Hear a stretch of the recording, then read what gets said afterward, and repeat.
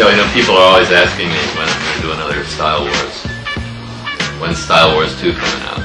People want to know what people are doing now and all that. And what Cope has done a film which is, you know, out of his experience.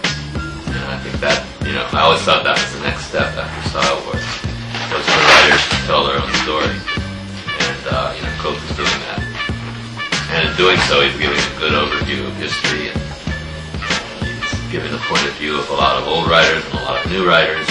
And, you know, I think that's good. So I don't have to do a Style Wars. Let me tell you something about bombing.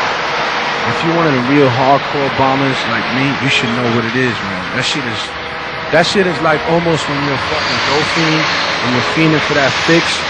Yo, when you want to go bombing, you go bombing. You go out there and you fucking destroy everything.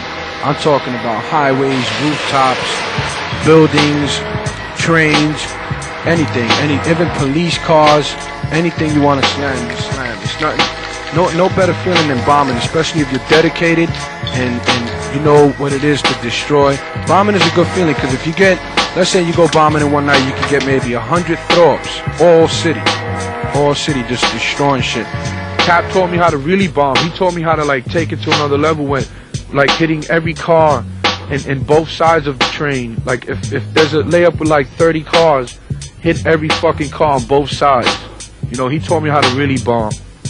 And he gave me the throw up I have today and shit, which I'm thankful for. You know, it's good to have a throw up from one of the most notorious bombers of all time, which is Cap. I guess I met Cope in about 81. I was hitting the 2s and 5s with MPC at the time. My partner was Cap.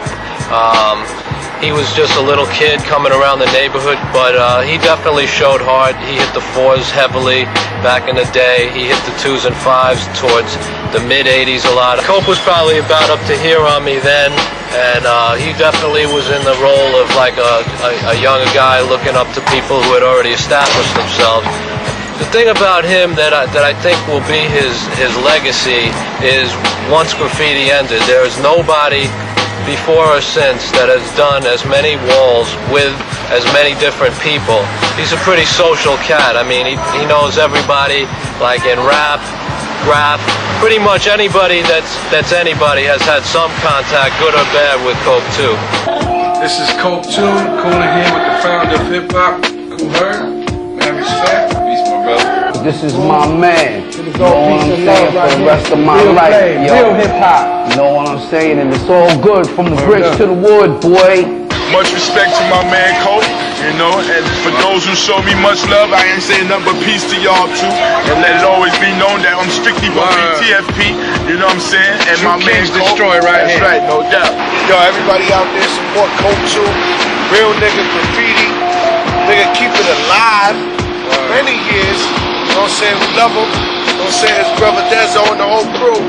Got nothing but love. Joe Crack, TATS, nigga, why? Yo, man. All right, Cope 1, Cope 2. To set the story straight, there is only one, and that's me, the original.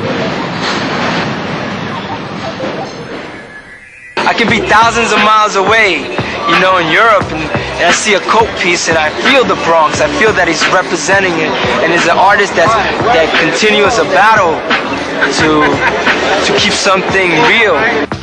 It's our aura, man. It's like our way of expression, man. You know what I'm saying? No, it's art form, man. At the highest peak, G. You know what I'm saying? It's all visual thoughts, man. I love just looking at it. Half the time I can't even read it, you know? But I love just looking at it, trying to figure it out, man. So when you look at it, you just don't study the letters, but you feel the artist himself when you see it. And it's the same thing for Cope. When I see a Cope piece, I don't just, the style is there, and it's definitely a great style, but there's more of an artist that I feel, you know, as Cope, the one who paints everywhere in the Bronx and does throw-ups and still represents, still does trains. If the trains were running, man, I have that shit locked, man. Cause before the 4 train died, I took over. I was king, inside and out. Throw-ups, pieces. I had that shit destroyed, yo, on the real. If the trains were bombed right now, forget it, man. I have that shit destroyed, man. inside and out, top to bottoms, just like the way I used to have it back in 82, 83, 84. This is Dyer Avenue. Last stop. See he's down with Cap? Yeah, Cap, definitely. Cap gave me my throw up I have today. A lot of people don't know that. But when I met Cap, he really liked the way I bombed and shit. So I had this other throw up style, and I wanted another throw up style, so he gave me the one I have today. How many throw ups have you done? I mean, from the time I've started, forget about it, man. Thousands, who knows, millions by now. So what does KD stand for? KD stands for Kings Destroy, Killer Dogs, Keeping Dollars, Cool Demons, whatever you want to call it, but the main meaning is Kings Destroy. Because back in the day, when I first came out with the crew, early 82, it was Kids Destroy. Because I was much smaller and I was bombing the trains, and I just made up KD. Kids Destroy was Spell, Rio, Am, Kai, and Ston 3.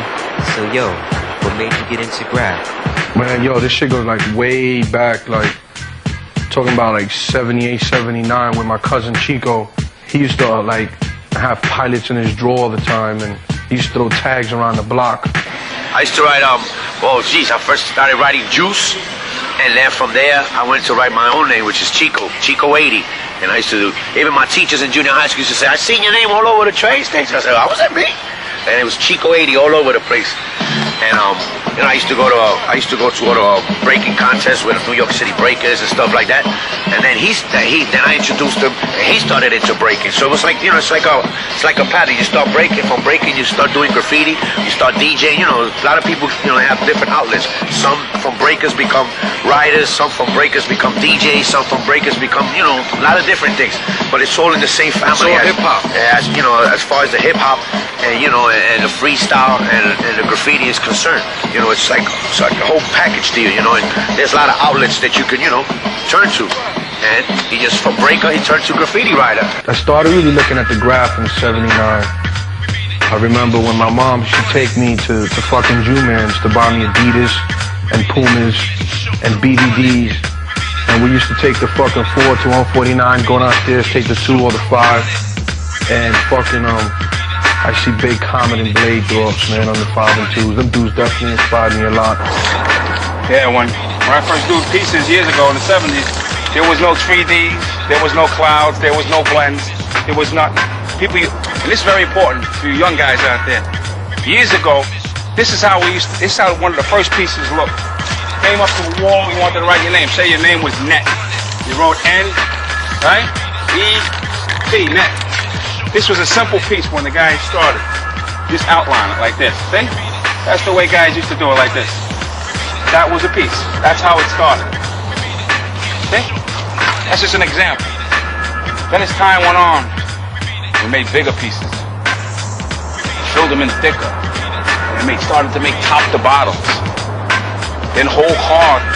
And then I started looking at the 4 lines, and I started noticing pieces by Tracy 168, Mitch 77. Also Mark 198 had pieces on the trains too, and Fritos.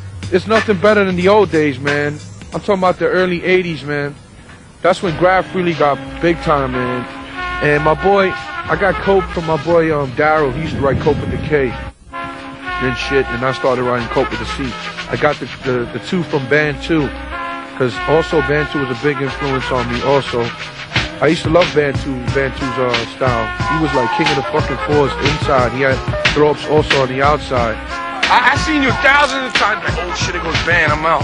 The only time with Trap, you was with I think you was with a couple of niggas in one seminar. I was with Trap. I said, yo, I'm so trapped. Don't tell them motherfuckers who I am. I'll beat your fuck. He's like, yo, they ain't gonna do nothing, bro. I said, why? Who was there? It was me and Trap. I don't know. It was you and like 4 other dudes. Yo, it looks like me a little, right? With Big Peach. Right? Check me out right there. Yo, what's up? This is Cope. Busting out this Fat War here. Couple of legends. T-Kid on the side. You got Scene in the middle. I'm on the side over here. You got Sess up on top. Ivory, my man Virus. What's the difference to you between doing something like this and doing a train back in the day? Big difference. Between the paint, between the caps, between the new paint that's out there today, it's like a whole new world now. It's like everything has to be tight, clean, and crisp. You know, everything back then wasn't that tight, clean, and crisp. So it's a big difference, big difference in what's going on. And this work is much more advanced from what it was way back. You know. So you enjoy doing walls? Not really. Train is best. It was just so wild, man. Graffiti was just so. It was live and it was really happening back then. Seeing and Duster UA just destroying the 6 line, that shit was like, they had the shit locked.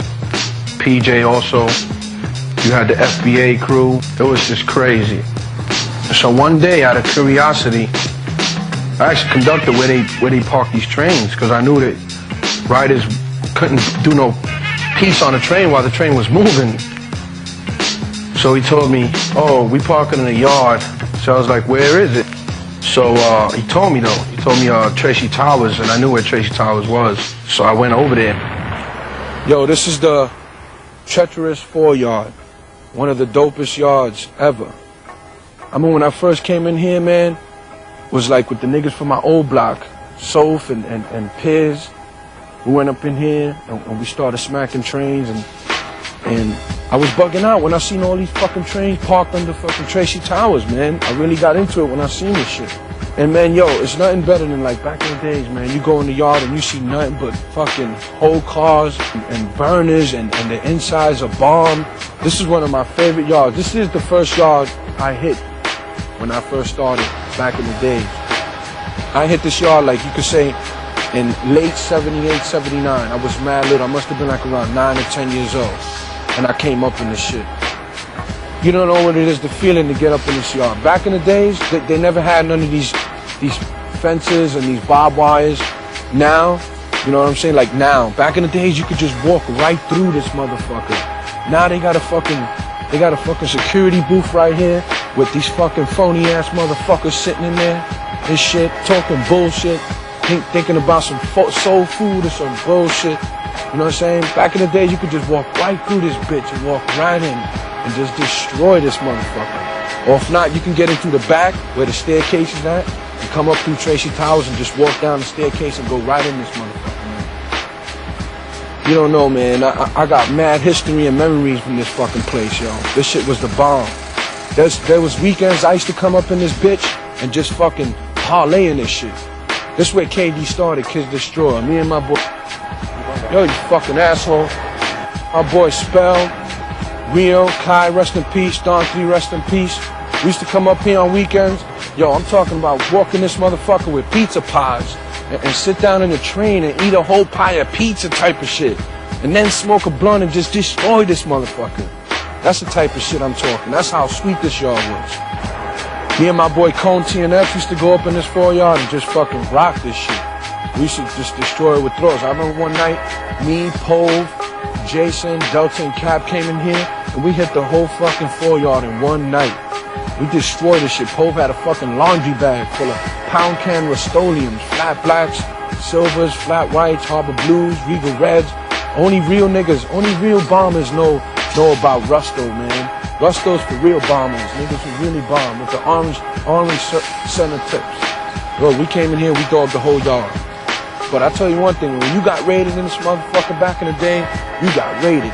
You had cops come from all over the place. I mean, these niggas really came in here and chased you out.